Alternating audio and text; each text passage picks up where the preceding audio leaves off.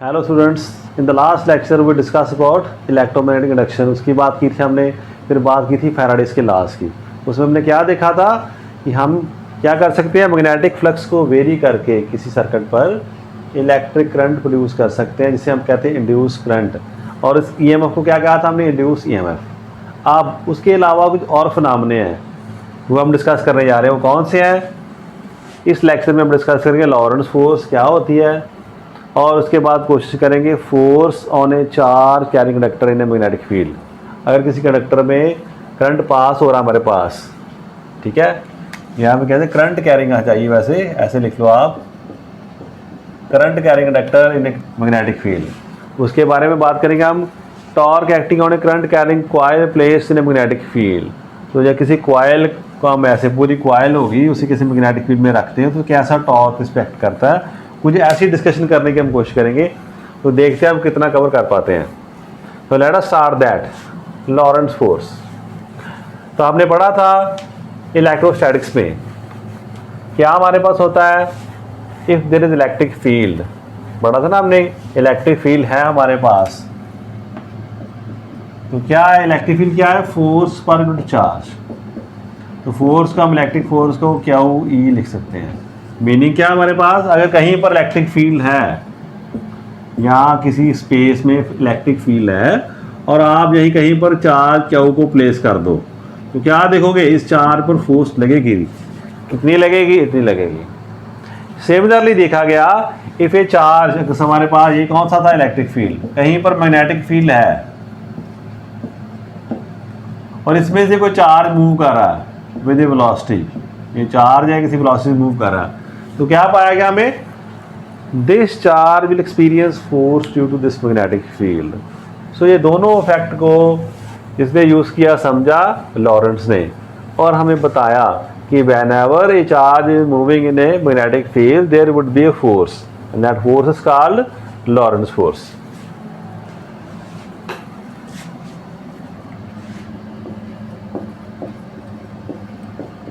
When a charge moves in a space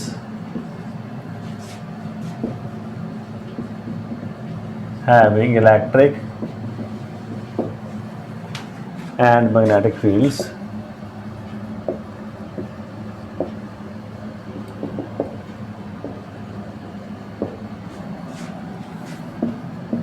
a force acts on it.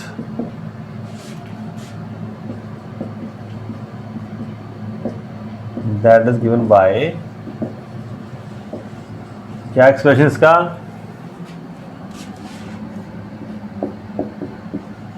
Q E, या force है तो vector form में लिखेंगे।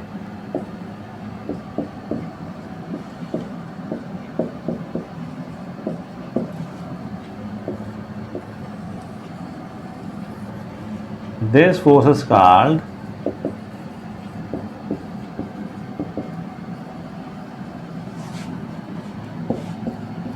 Lorentz force.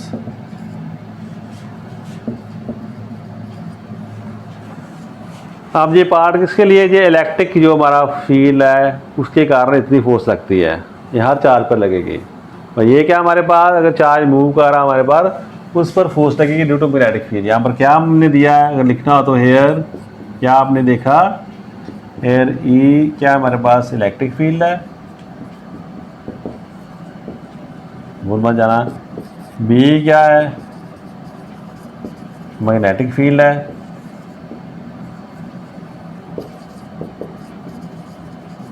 Charge और particle है किसी पर, और वी क्या उसकी वेलोसिटी ऑफ पार्टिकल। वेलोसिटी क्या होती है हमारे पास, वेक्टर क्वांटिटी है। तो this is the force acting on a charge particle inside electric and magnetic field. तो अगर हम बात करें इतने की, तो ये मैंने जो बात कहनी थी कह दी आपको, ये बात आप जानते रहो। अगर अकेला हमारे पास मैग्नेटिक फील्ड हो तो कितनी फोर्स आएगी हमारे पास, F Q we cross B. अब जो डिस्कशन करनी वो बात हम करेंगे, डेफिनेशन हमने लिख ली इसके बारे में, थोड़ा सा समझ लो इसे। वो आपको समझ आ गई थी इलेक्ट्रिक फील्ड वाली बात कि चार्ज है तो उस पर इलेक्ट्रिक फील्ड के कारण फोर्स लग रही है। अब बात ऐसी हो रही है हमारे पास, हमें कोई चार्ज दिया है, वो मूव कर रहा है किसी खास डायरेक्शन में। सपोज करते हैं इस तरफ मैग्नेटिक फील्ड लगाया हमने और इस तरफ कहीं चार्ज हमारा जा रहा था, तो चार्ज क्या हुआ है। और जब भी चार्ज की बात करूं it mean this charge is positive charge. जब कुछ ना दिया हो तो व्हेनेवर चार्ज का साइन हमने कौन सा लेना, पॉजिटिव चार्ज है। ये चार्ज हमारे पास v वेलोसिटी से क्या वो चार्ज आ रहा है ना यहाँ से।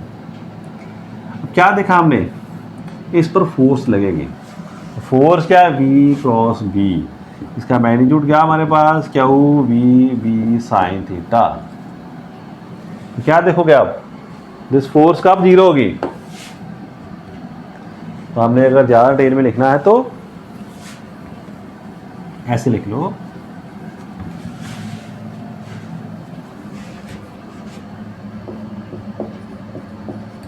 Force on charge particle moving in magnetic field. अब इसमें इलेक्ट्रिक फील्ड की बात नहीं हो रही है हमारे पास, तो कोई बच्चे लिखना चाहते हैं तो लिख लो। तो मैग्नेटिक के केस में क्या फोर्स है, इतनी रह जाती है हमारे पास v, ये फोर्स आ गई है। अब इसका मैग्नीट्यूड क्या हमें मिला, क्या वो v साइन थीटा हमारे पास आ चुका है ना। इफ थीटा इज 0 और 180 डिग्री, क्या कह रहे हैं, चार्ज या मूव कर रहा है हमारे पास, ये मान लो हमारा चार्ज है, ये जा रहा है, चार्ज क्या हुआ है, किस वेलोसिटी जा रहा है, ये v वेलोसिटी से जा रहा है। किस तरह, इस तरफ मैग्नेटिक फील्ड भी इसी तरफ है और they are opposite to each other. चाहे एंगल 80 है चाहे हमारे, हमने क्या देखा, साइन थीटा क्या होगा इस केस में, 0 हो जाएगा। देयरफॉर फोर्स क्या होगी हमारे पास, तो there will be no force due to magnetic field. there would be no force due to magnetic field if charge is moving parallel to magnetic field। और आप लिख सकते हो along the direction of field और opposite direction of field. इस angle पर जाए तो कोई फोर्स नहीं लगेगा उस पर, जैसा था अपनी स्पीड से चलता रहेगा। दूसरा केस देख लो, यहीं पर अगर यहाँ पर आप 90 डिग्री कर दें तो क्या होगा, हमें पता साइन 90 डिग्री पर साइन की वैल्यू मैक्सिमम होती है थीटा 90 पर। तो फोर्स क्या है, दिस फोर्स इज मैक्सिमम कितनी, क्या वो v। So there would be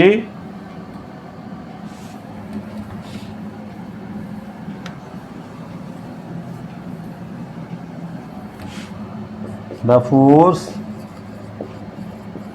would be maximum if charge moves at right angles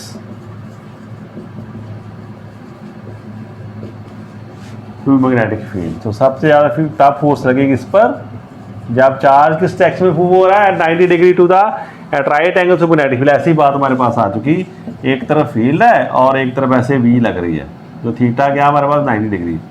ऐसा अगर मूव करे चार्ज हमारा तो क्या होगी, force would be maximum on this charge, right. अब ये बात हमारी हो चुकी स्पेशल केसेस की, आपको ये पॉइंट्स वैसे कहीं आगे जरूरत पड़ेगी इसलिए मैंने बता दी।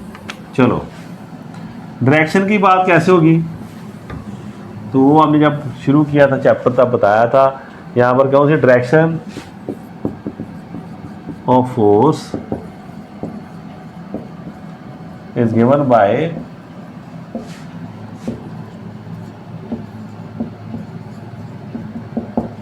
Right hand rule. वो बचपन से आप पढ़ते आ रहे हो, जब आपने फर्स्ट सेमेस्टर भी किया था तो वेक्टर्स के केस में हमें क्या दिया गया ऐसे, एक तरफ मान लो वी है, इस तरफ बी ऐसे, तो वी क्रॉस बी कैसे फाइंड करते हैं, राइट हैंड से, वी से बी की तरफ चलो। हम क्या देखते हैं, this is perpendicular to the field है ना, ऐसे परपेंडिकुलर है और given by the right hand rule, ऐसे हमें दी गई है। अगर वी क्रॉस बी से ऐसे होता, यहाँ पर वी होता, यहाँ पर बी होता, तो क्या होना था, हमने वी से बी की तरफ जाना राइट हैंड, तो वी से बी की तरफ जाएंगे तो क्या देखेंगे, द फोर्स इज इनवर्ड। तो क्या हमने देखा, this force is at right angle to the plane of V and B and direction is given by the right hand rule से हमें डायरेक्शन की पता चल जाती है ना, ठीक है। और अगर स्पेशल केस है, both are at right angles, तो हमें कौन बताता था, direction Fleming's left hand rule, ये भी बात हम डिस्कस कर चुके हैं। फ्लेमिंग लेफ्ट हैंड रूल क्या बताता था, if this first finger present the field, ऐसे पहले आप राइट हैंड से करके देख लो, राइट हैंड से किया, बी क्रॉस बी अपने को पता चल गया, दिस डायरेक्शन इज इनवर्ड, ऐसे होगी ना, कॉमन है। अब फ्लेमिंग का रूल देखना हो तो क्या कह रहा है, first finger point the field, second finger point the direction of charge, किस डायरेक्शन चार्ज मूव करता, हम देखा हमारा थंब किस तरफ जा रहा है, ऐसे first finger, second finger, centre finger और इस थंब को अगर हम म्यूचुअली परपेंडिकुलर कर दें तो F for first, F for field, C for current mean direction of the moving of charge and this thumb would thrust will give us the direction of the force. तो किस तरफ लगेगी force, inward force लग रही है इस पर। सो ये फ्लेमिंग्स लेफ्ट हैंड रूल भी हमने चार के केस में देख लिया था। तो ये बात आपने देख ली सारी, ये समझाने की बात थी। अब इसका यूज़ कहाँ पर है, नेक्स्ट जो आर्टिकल करें वहाँ पर इसका यूज़ होने जा रहा है, उसे देखो। वो आर्टिकल आपका आता जाता एग्ज़ाम में,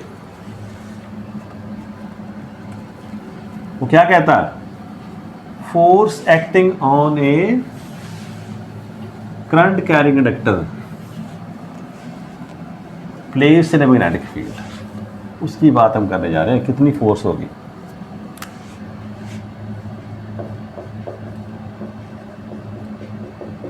force acting on A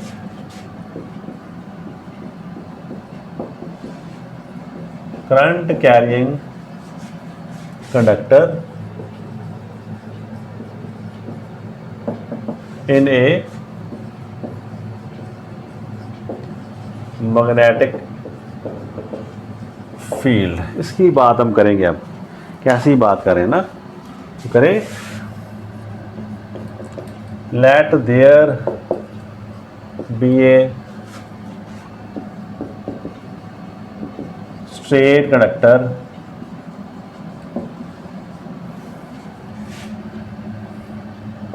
of length L and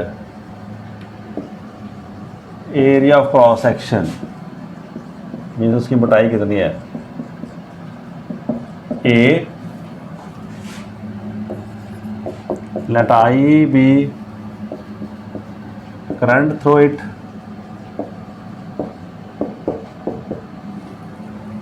and B is magnetic field।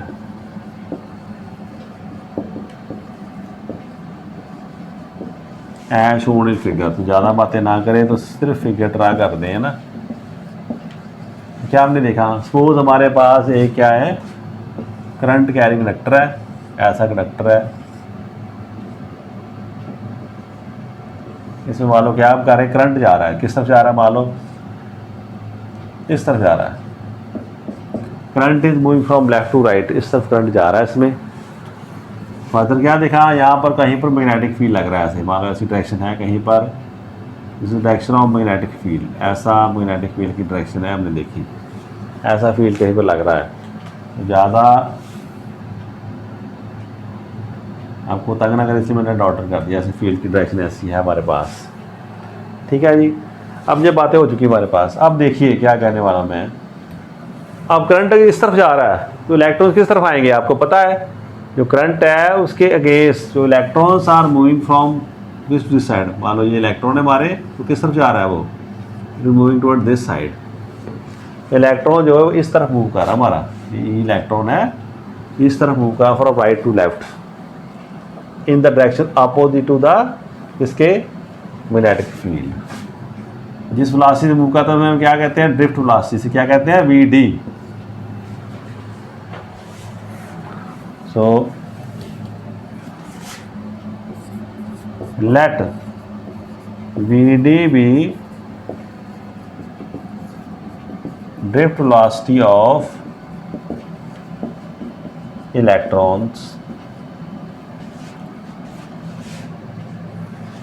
हम और बात कर रहे हैं स्मॉल एल की है, स्मॉल बी नंबर ऑफ कौन से इलेक्ट्रॉन्स, फ्री इलेक्ट्रॉन्स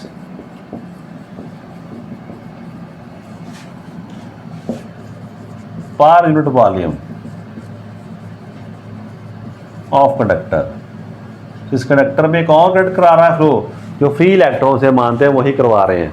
उसके कारण क्या होगा, मान ले भाई N number of electrons are there in unit volume.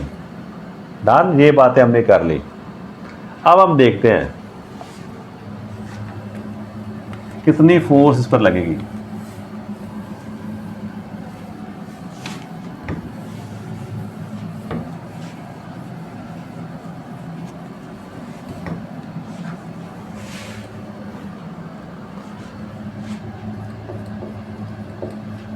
The force on a charge moving inside a magnetic field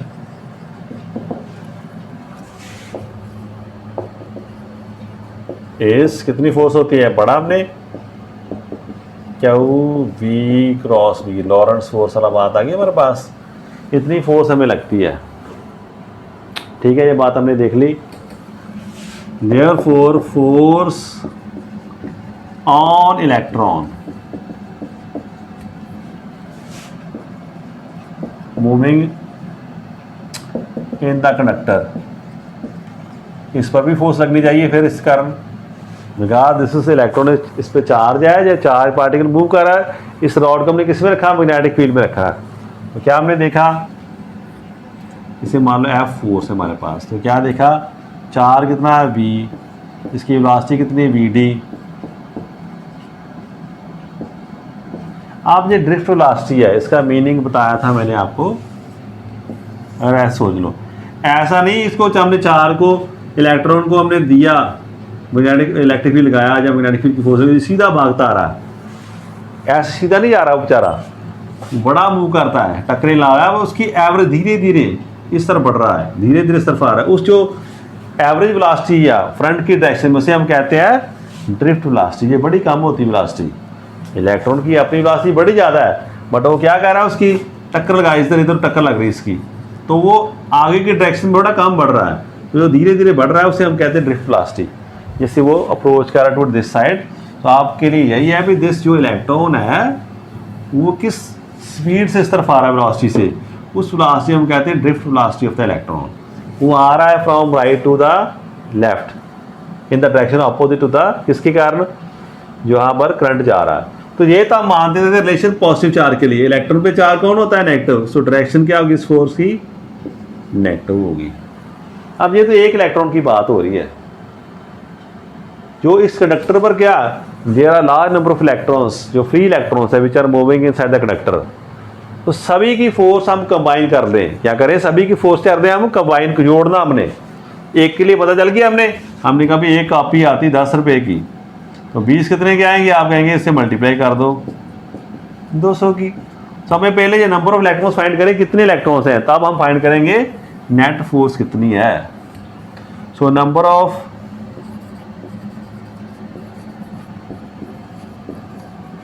free electrons in conductor कितने होंगे,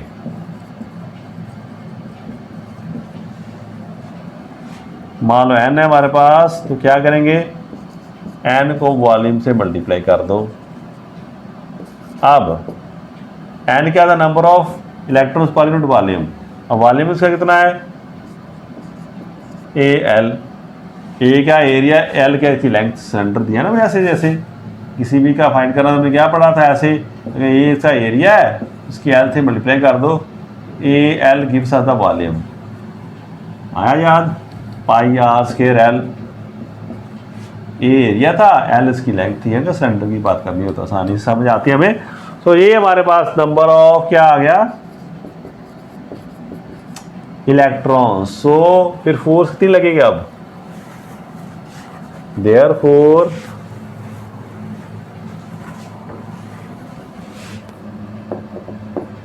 फोर्स ऑन कंडक्टर कितनी होगी,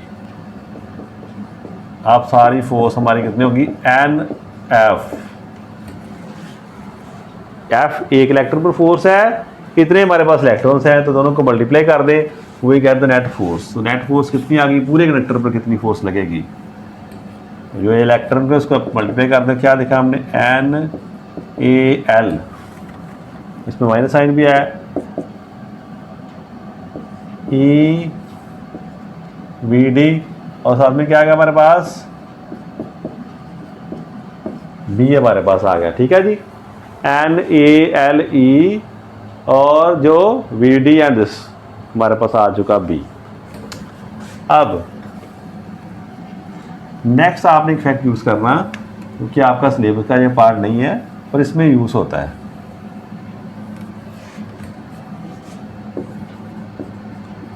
करंट इज गिवन बाय, एक कैसे होता है, N E A we D. तो किसी भी कंडक्टर में करंट पास कर रहा है, उसकी वैल्यू क्या होती है, एन नंबर ऑफ इलेक्ट्रॉन्स, कौन से, free electrons in that per unit volume, और ई क्या है, charge on the electron, A क्या, area of cross section of the conductor, and V D क्या, ड्रिफ्ट वेलोसिटी, ये रिलेशन होता है हमारे पास। तो multiplying both side by L,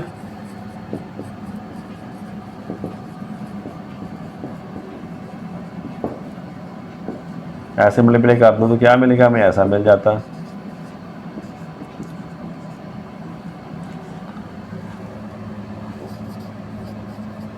no I L is, detail में नहीं लिखा जा तो सिंपली दो, आई L is current element vector, therefore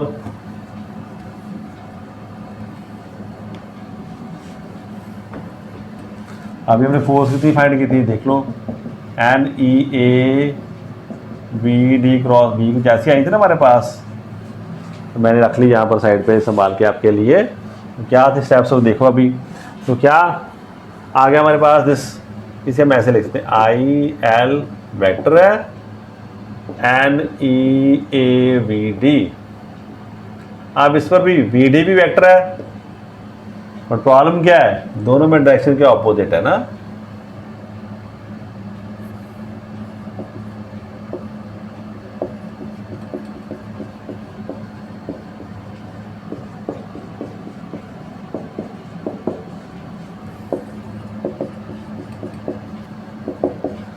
negative sign क्या शो कर रहा है, वी डी जो ऑपोजिट आ रही है to the direction of current. तो क्या देखेंगे, अगर इसी को हम यूज कर रहे हैं वहां पर, यहाँ पर एल हमने नहीं डाला, एन एक एल भी डालो, यहाँ पर एल से मल्टीप्लाई कर दो, तो यह कहाँ आएगा हमारे पास, एल मान लगा दो हमारे पास। तो क्या देखा हमने, इस रिलेशन को देखो अभी आप करके, क्या आपको पता चलेगा, एन ए एल यहाँ पर आया था ना वॉल्यूम के साथ, मैं पूरा लिख दूँ दोबारा आपको याद कराने के लिए, ये फोर्स थी हमारे पास, क्या थी, E V D cross B, V cross B है ना, क्या वो वी क्रॉस बी, फिर हमने कहा नेट फोर्स कितनी आ गई थी, N A L small N, small N था हमारे पास, किसके लिए था, number of electrons per unit volume, A L E, और ये सारा एक्सप्रेशन वी डी और बी ऐसे आ गया, माइनस साइन पे आ गया। अब ये करंट एलिमेंट क्या देखो, वो आप रिलेशन देख रहे हो ना, आई एल एन ई ए, इसे इक्वेशन नंबर 1 मार्क कर दो, इसे कर दो इक्वेशन नंबर 2। देखो इसमें क्या आ रहा है, एन है, ई ए एल भी है और वी डी भी है, ठीक है जी। इट मीन ये सारे को हम किससे रिप्लेस कर सकते हैं,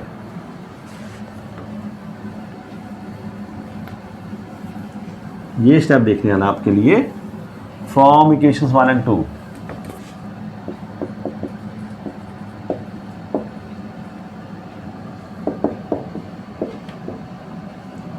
क्या था 1 में हमने देखा ये सारी चीज क्या बन गई बस ए एल, तो वेक्टर जहाँ भी डालना था यहाँ पर भी डालते रहना ना, वो आपने डाल रखा वहाँ पर अपनी कॉपी में। ये मैं रब कर दी, इसमें मैंने लिखा आपको कंपैरिजन के लिए बताने के लिए। एफ क्या आ गया वहाँ पर, ये सारा माइनस साइन भी साथ में आ गया इसके, तो क्या आ गया आई एल क्रॉस बी, इतना बचेगा। ये सारा का सारा पोर्शन अगर ऐसे लिख सकते हैं हमें ना,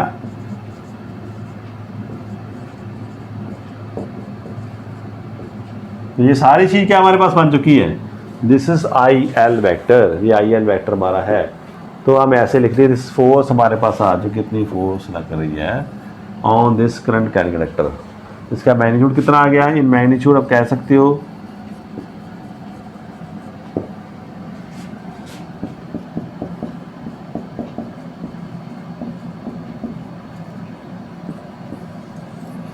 ये थीटा क्या है, this is the angle between the current element and this, क्या किसके लिए आ रहा है, current element and this, what is this, this is the direction of the magnetic field and this is direction of the current. So आ गया, इसे हम ऐसे भी लिख सकते हैं ज़्यादा सा बिल B I L sine theta. Special case क्या हमारा, अगर थीटा 90 डिग्री है तो क्या होगा, force is this is maximum force acting on conductor. अगर ये थीटा क्या हमारे पास है 0 है तो साइन 0 डिग्री कितना होता है 1, therefore फोर्स कितनी हो जाएगी तब 0। So no force acts if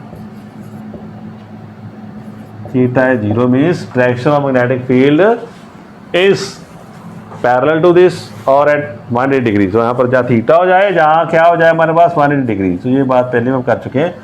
तो मेरे लिए क्या देखा हमने, मैक्सिमम फोर्स कब लगेगी, जब क्या होगा, this magnetic field is perpendicular to the direction of current, उसके परपेंडिकुलर होगा तो मैक्सिमम फोर्स लगेगी।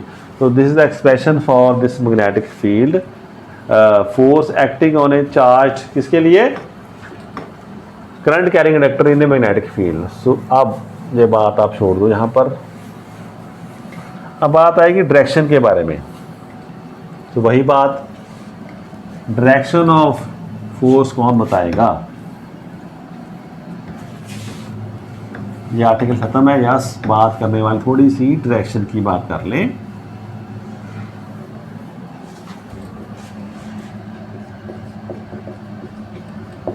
Direction of force,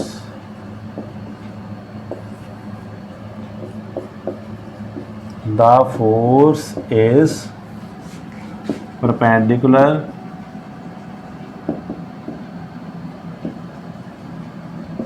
to the plane containing क्या, this current element and magnetic field and is given by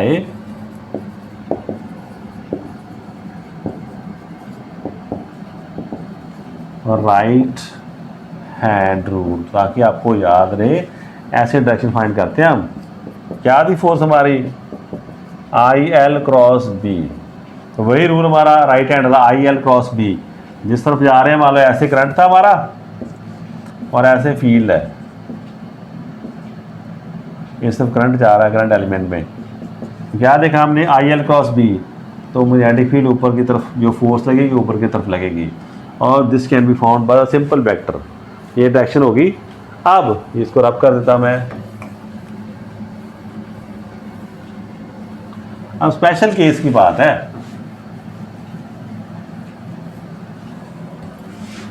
if magnetic field कैसे करे, is perpendicular to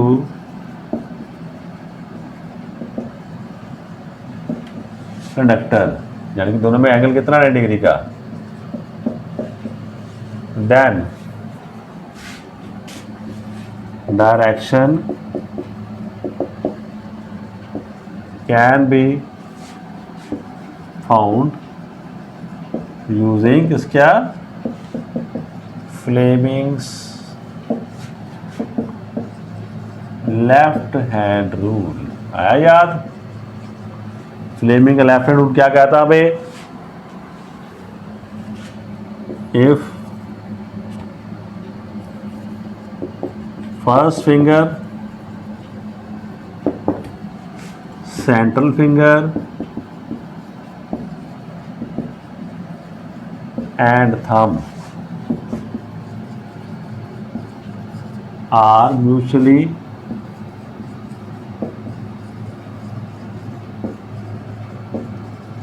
perpendicular,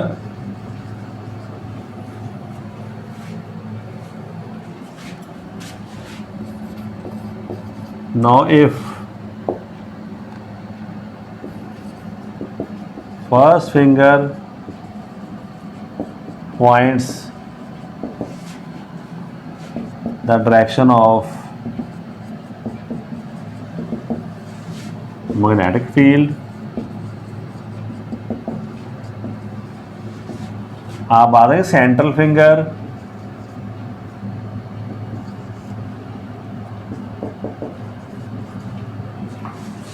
point the direction of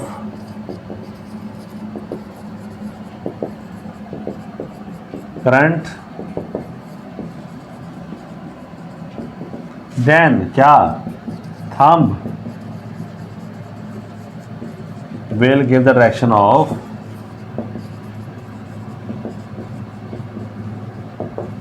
thrust, meaning force acting on conductors।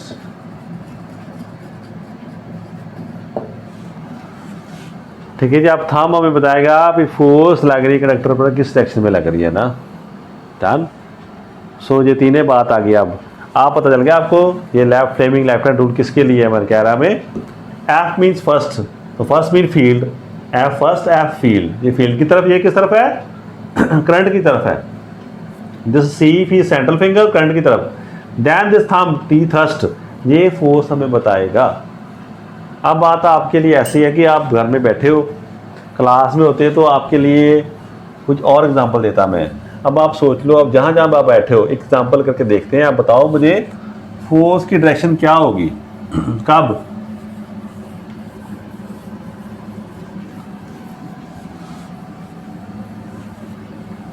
अभी देखते हैं हम।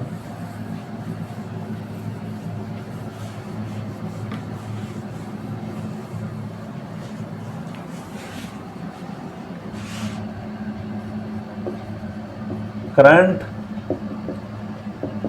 इन a straight wire, सीधी wire हमारे पास है,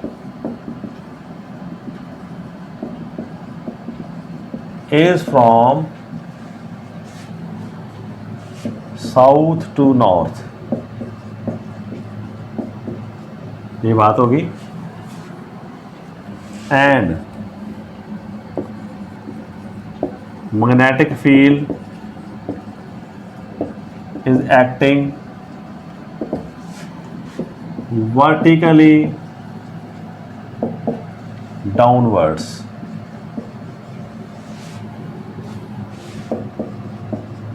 what will be the direction of force?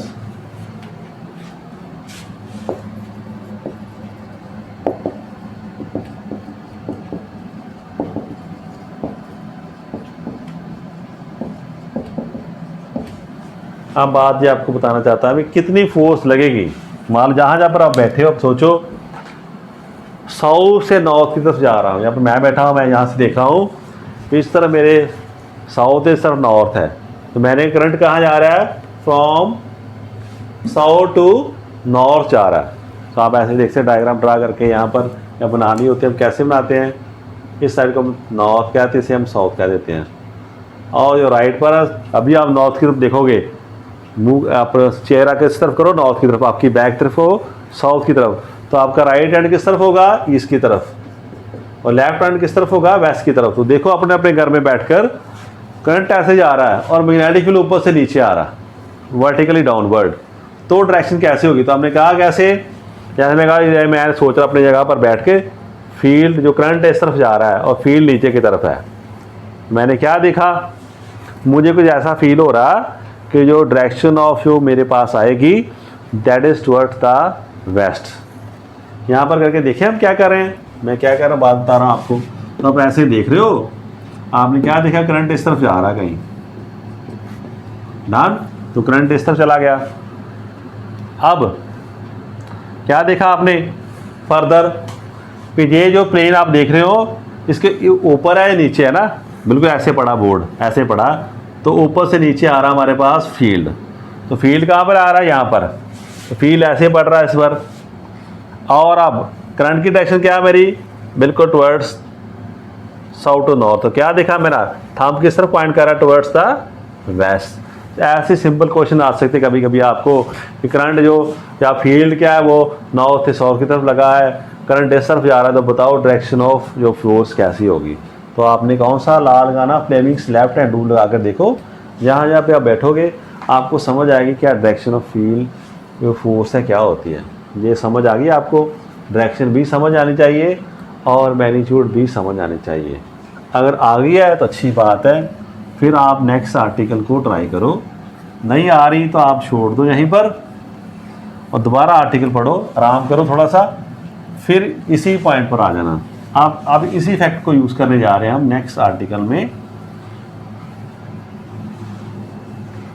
Torque acting on A current carrying coil inside magnetic field. ये बात है तो कॉम्प्लेक्स, बट हम आपको उसका जो सिंपल वर्जन है वही बताएंगे।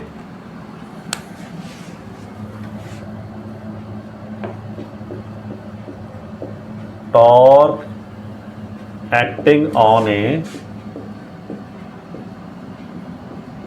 करंट कैरिंग coil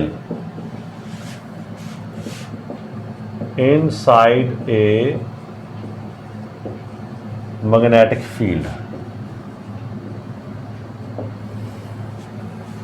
अब बात आ रही पहले टॉर्क की बात, आपको पता है ना, आपने पढ़ा था फर्स्ट सेमेस्टर में अपने, जिनको नहीं पता उनको क्लियर कर दें। फिर भी अगर मान लो हमारे पास ऐसे कोई डायरी जैसे मैंने पढ़ी है ना, ऐसे बॉडी है, अब मैंने इसको रोटेट करना तो क्या करूँगा, ऐसे फोर्स लगाता।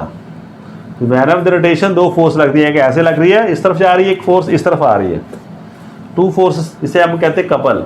एक कपल एक्ट कर रहा है इस पर। तो फ्रंट व्यू आप जैसे ऐसे मान लो आप, ये बुक का ऊपर पोजिशन है, इसे घुमाना हमने, एक फोर्स ऐसे लग रही है, कैसे लग रही है, ये कपल इसे कहते हैं। When two forces are acting, ऐसे लगती है बिल्कुल एक ही लाइन में, दोनों फोर्स इक्वल हैं, तो क्या होना था, they would cancel back to each other. इस तरफ से लगा रहा है, इस तरफ लगा, दोनों तरफ कैंसिल होकर कहीं तरफ घूम नहीं रही। बट फोर्सेस की जो लाइन है वो दूर दूर है, फोर्सेस अपोजिट हैं, इक्वल भी हैं, but they are not acting on the same line, एक ही लाइन में नहीं कर रही। अगर ऐसा होगा that is called a couple. और ये कपल की आर्म है, ये क्या हमारे पास आ गई, आर्म आ गई है ना। तो क्या कहते हैं फिर हम इसे, फिर हम इसे कहेंगे कि हाँ आप इस पर टॉर्क एक्ट करेगा और टॉर्क इसे घुमाएगा। तो हम क्या करते हैं फिर, कैसे फाइंड करते हैं, दोनों में, दोनों फोर्स में डिस्टेंस कितना, मान लो ये हमारे पास आर डिस्टेंस है, तो दिस एफ इंटू आर हम कर देते हैं मल्टीप्लाई, सिंपल केस में बिल्कुल 90 डिग्री पर है। तो यहाँ से हम कपल फाइंड करके उसका जो टॉर्क, इसे हम कहते हैं torque, torque would be this product of this force and the distance between, है ना, दिस फोर्सेस। ऐसे टॉर्क किसी को भी घुमाना हो, बिना टॉर्क लगाए हम बॉडी को रोटेट नहीं कर सकते। जैसे आपने पढ़ा था, कोई बॉडी है, इसकी स्टेट ऑफ मोशन हम चेंज नहीं कर सकते लॉन्ग स्टेट। अगर बॉडी बड़ी है तो हम इसको मूव करना चाहें तो हमें फोर्स अप्लाई करना पड़ेगा। अगर बॉडी मूव कर रही है लॉन्ग द स्ट्रेट लाइन अपनी खास वेलोसिटी से कांस्टेंट, तो वो जाती रहेगी तब तक जब तक उसे बाहर से फोर्स ना लगाई जाए। तो ये स्ट्रेट लाइन पर जब मूवमेंट हो रही तो बात हो रही है। अब रोटेशनल मोशन में पड़ा था आपका, कोई बॉडी हमारे पास पड़ी है ऐसे रिड बॉडी है तो अपने आप घूमने लगेगी, कोई ना कोई फोर्स लगाएंगे तो वो रोटेट करेगी। वो फोर्स नहीं है, उस चीज़ को हम कहते हैं टॉर्क। तो जो रोल हमारा लीनियर मोशन में फोर्स बे करता है वही रोल हमारा यहाँ पर टॉर्क बे कर रहा है। जैसे टाउ कहते हैं हम, टाउ सिंबल इसका है, वैसे क्या ये टॉर्क। और ये क्या हमारे पास फोर्स। क्या देखा हमने, जो रोल लीनियर मोशन में फोर्स बे कर रही है वही रोल प्ले कर रहा है torque in the rotational motion. तो क्या देखा हमें, किसी बॉडी को रोटेट कराना हो तो टॉर्क लगाना पड़ेगा। बॉडी रोटेट कर रही है, उसकी स्पीड को कम करना है या बढ़ाना है, उसे रोकना है तो हमें टॉर्क यूज करना पड़ेगा use. In the same way अगर ऐसे केस में इसकी वेलोसिटी को कम करना है या बढ़ाना है तो फोर्स यूज़ करनी पड़ेगी। बॉडी को स्टॉप कराना तो भी फोर्स यूज़ करनी पड़ेगी। और घुमाने वाले की तरफ हमें टॉर्क की वैल्यू यूज़ करते हैं। चलो टॉर्क की बात हमने कर ली, हम मेन मुद्दे पे आ जाएं। अब कहते हैं let there be a coil place in the magnetic field as shown in figure.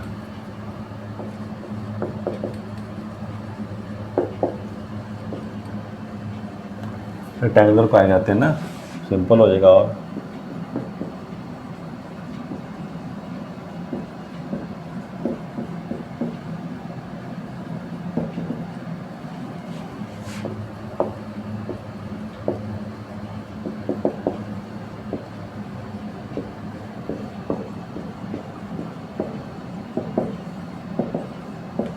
इसे हम क्यों कर रहे हैं, इसे यूज़ करके हम नेक्स्ट जो आर्टिकल हमारा मेन है गूगल मैनोमीटर का, मूविंग कॉइल मैनोमीटर, वो इसी के प्रिंसिपल पर बेस्ड है।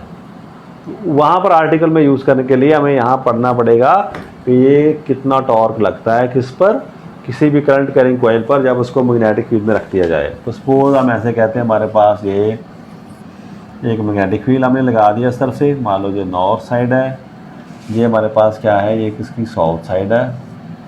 यहाँ पर नहीं पसंद आपको तो मैं डायग्राम हाइड बनाता हूँ ना, यहाँ पर हम लिखते रहेंगे। मान लो यहाँ पर मैंने बना दूँ ऐसे, ये नॉर्थ पोल है, इसका मीनिंग क्या है, इस तरफ मैग्नेट चल रही है ना, मैंने कट करके बता दिया आपको, ये नॉर्थ है। और ये इस तरफ क्या हमारे पास है, साउथ है। तो मैग्नेटिक लाइन्स किस तरफ जाएंगी, फ्रॉम नॉर्थ टू साउथ, ऐसे मूव कर रही है। यहाँ पर हमने एक कॉइल रख दी है ऐसे,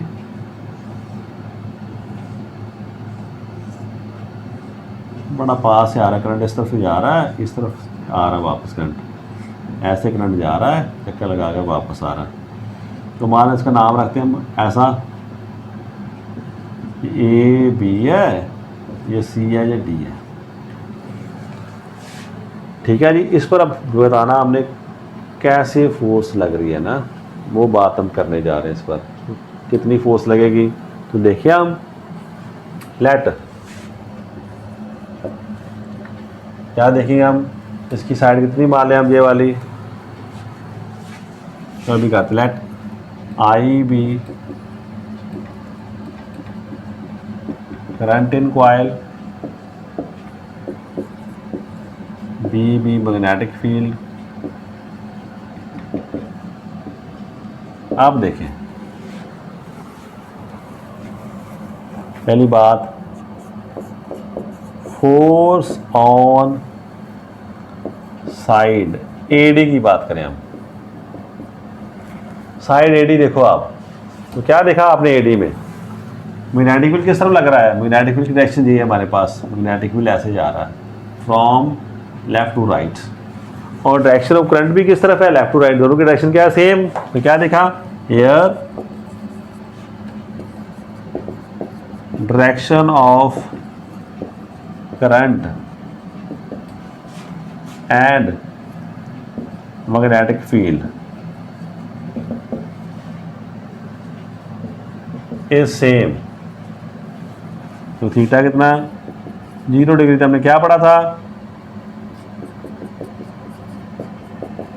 बिल साइन थीटा पढ़ा हमने अभी, तो क्या आ गया हमारे पास, this B I L sine 0 degree, तो ये सारा कुछ क्या हो गया हमारे पास, 0 आ गया। साइन 0 क्या होता है, 0 होता है।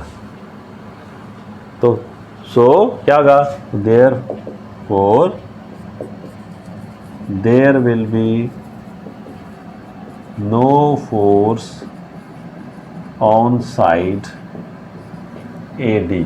तो ये बात आपने कर दी साइड ए डी के लिए। चलो ख़त्म हो गई ए डी की बात। इस ए डी पर कोई फोर्स नहीं लगेगी बिकॉज इसकी डायरेक्शन मैग्नेटिक फील्ड में डायरेक्शन है, मैंने पढ़ा उसी डायरेक्शन में जा रहा है, तो कोई भी फोर्स नहीं लग रही। ओके, आप ये बहुत क्लोजली बेस्ड है, ऐसे जा रहा है करंट, इसमें ऐसे, इसमें ऐसे है। अब इसकी बात करते हैं, बीसी की बात हम कर लें। अब सेकंड पॉइंट देख ले आते हैं हम, force on side BC, direction is opposite, बिल्कुल अपोजिट डायरेक्शन है। तो थीटा कितना आ गया, 180 डिग्री। तो ये 180 डिग्री कितना होता है, वो भी साइन 180 डिग्री कितना 0 होता है, तो ये भी 0। तो there will be no force on BC. तो ये काम हमारा आसान हो गया। इन दोनों साइड्स पर, एडी पर और दिस बीसी पर कोई फोर्स नहीं लग रही। इस पर एंगल क्या 90 डिग्री है, 0 डिग्री, इस पर 180 डिग्री, एक पैरेलल एक ऑपोजिट है। तो मैग्नेटिक फील्ड इन दोनों पर फोर्स नहीं लगाएगा अकॉर्डिंग टू दिस हमारा जो हमने फैक्ट पढ़ा पहले। ठीक है जी, काम आसान हो गया जी हमारा। अब हम बात करते हैं दूसरी साइड की ओर।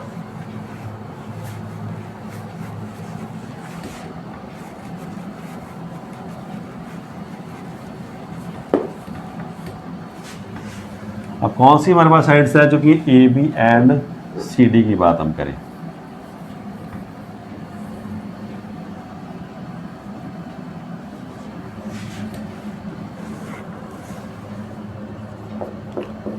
फोर्स ऑन साइड कौन सी, ए बी की बात कर रहे हैं हम, है ना, ए बी। आप बताओ,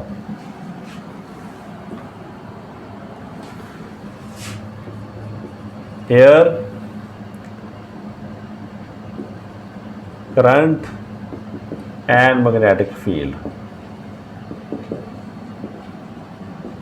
are at right angles. Theta कितना आ गया 90 डिग्री, देयरफॉर फोर्स कितनी आ गई, इसे हम F1 कह रहे हैं। इसे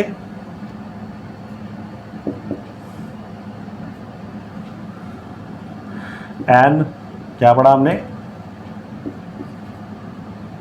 BIL, बिल आ गया ना हमारे पास, साइन 90 डिग्री। साइन 90 कितना था हमारे पास 1, तो bill into 1,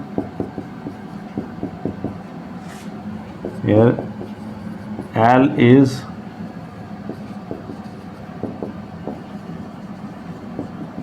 length of side AB, है ना। ऐसे लिख दो, चाहे सिंपली L क्या है, जब डिफिकल्टी है तो L क्या है, यहाँ पर हम यूज़ कर रही लेंथ क्या है ऑफ साइड AB। पूरी साइड की लेंथ हमने मान ली L साइड है हमारे पास। डन है जी, बात हमें क्लियर हो चुकी है। इस पर फोर्स लगेगी, है ना। डायरेक्शन किस तरफ होगी,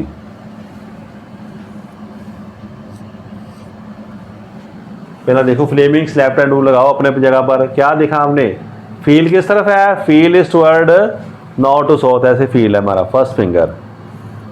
हमने तीनों को स्ट्रेच करना। करंट किस तरफ है, ऊपर की तरफ, ऐसे घुमा दिया मैंने।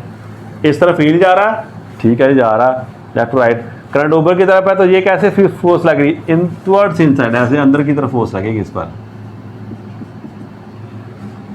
फोर्स इज एक्टिंग इनवर्ड, ठीक है जी। तो direction of force,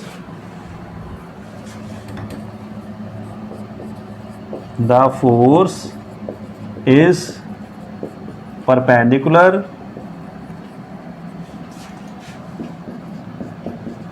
to the, क्या कहते हो आप, प्लेन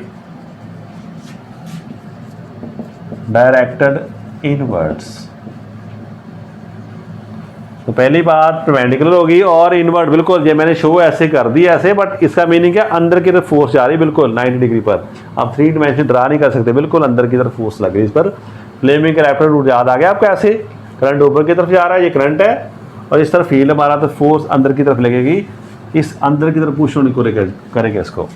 आप आ जाओ दूसरी तरफ आ जाए। फोर्स ऑन साइड कौन सी करें, सी डी कर देते हैं ना। इसमें भी क्या देखोगे, मैग्नेटिक फील्ड और करंट की डायरेक्शन दोनों 90 डिग्री पर आपस में, ये नीचे आ रहा है और फील्ड ऐसे जा रहा है, दोनों में एंगल कितना 90 डिग्री पर रहा है। तो फिर सेम आएगा हमारे पास, इसे F2 कह देते हैं हम। सेम फोर्स आ गई, एल जितनी वो उस तरफ रेक्टेंगुलर कॉइल है तो उतनी लेंथ इस तरफ इसकी है, इसे हम कहते हैं सी डी। तो फोर्स इस पर आप इसके लगाओ फ्लेमिंग्स रूल। अब करंट नीचे की तरफ आ रहा है, सी करंट नीचे की तरफ, करंट इज डाउनवर्ड, और इस तरफ फील्ड लग रहा हमारा फ्रॉम नॉर्थ टू साउथ। अब ये थंब ऊपर की तरफ आ रहा है, तो ये फोर्स ऊपर की तरफ लग रही है हमें, इसे बना दो यहाँ पर मैं। तो this force is perpendicular to the plane directed outward.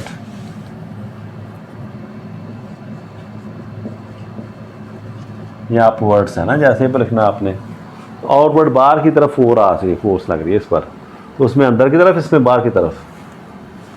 क्या हमने देखा,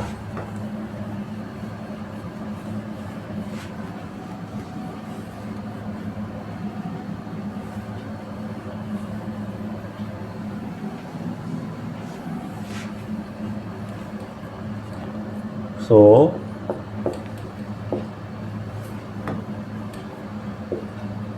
two forces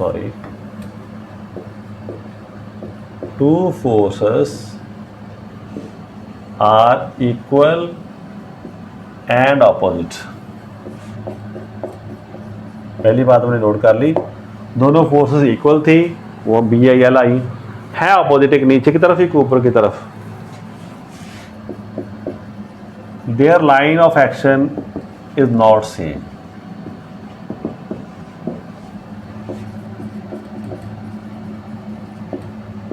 So they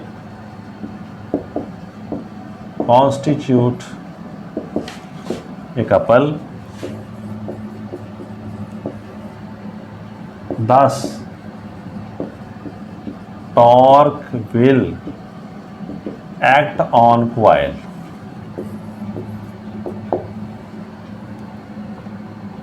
which is given by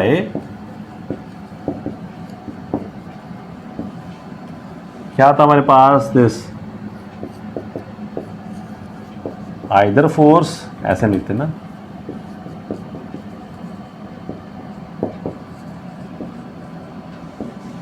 into distance, दोनों में कितना डिस्टेंस है। तो क्या देखा हमने, मान लो साइड कितनी हमारे पास, दिस, पहले ऐसे एफ ऐसे लिखते हैं, उसे लिखते हैं बी। हियर बी क्या है, is equal to length of side B C. दोनों में दूरी कितनी है, इस फोर्स में सेपरेशन कितनी है, बी है, तो ये हमारे पास आ गया बी। सो टॉर्क कितना आ गया हमारे पास,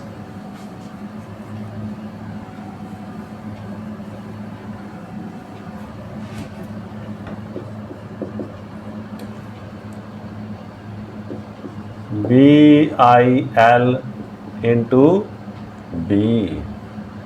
यार नाउ देखो, एल इंटू बी क्या है, एरिया ऑफ कॉइल। ये हो गया ना, लेंथ इंटू ब्रेथ क्या होता है, एरिया। तो ये क्या आ गया हमारे पास, एरिया ऑफ कॉइल आ चुका है।